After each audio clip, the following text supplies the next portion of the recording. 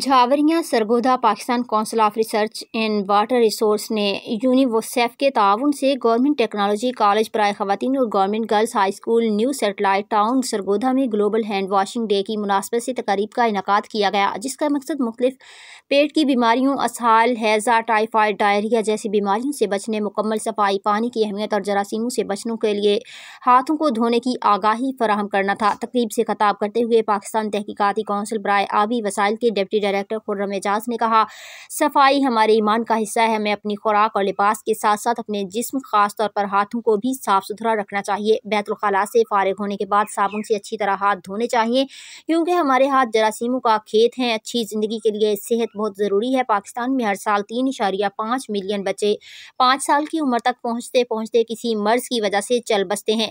Public health community development officer Shamim Iqbal نے کہا، جس طرح کتابوں میں پڑھتے آئے ہیں کہ تندرستی ہزار نعمت ہے، تو ہمیں اپنے کھانے پینے کی چیزوں کو اور صفائی کو مد نظر رکھتے ہوئے چیزوں کو استعمال کرنا چاہیے۔ اور سرگودا میں پانی چیک کرنے کے لیے لیبارٹریز کا قیام عمل میں لایا گیا ہے۔ اپنے پانی کے سیمپل چیک کروا کر پانی استعمال کریں۔ تقریب میں پرنسپلز، اساتذہ اور طلباء کی بڑی تعداد نے شرکت کی۔ تقریب کے اختتام پر بچوں میں گفٹس تقسیم کیے گئے۔